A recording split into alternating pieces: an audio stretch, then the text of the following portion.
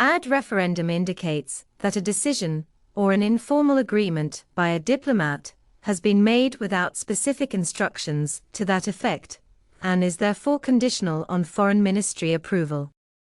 In the context of the law of the treaty, if states which negotiated a given treaty do not agree on specific procedures for authentication, a treaty will usually be authenticated by signature ad referendum, or the initialing by the representatives of those states.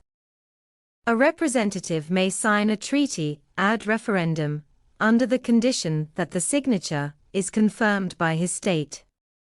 In this case, the signature becomes definitive once it is confirmed by the responsible organ.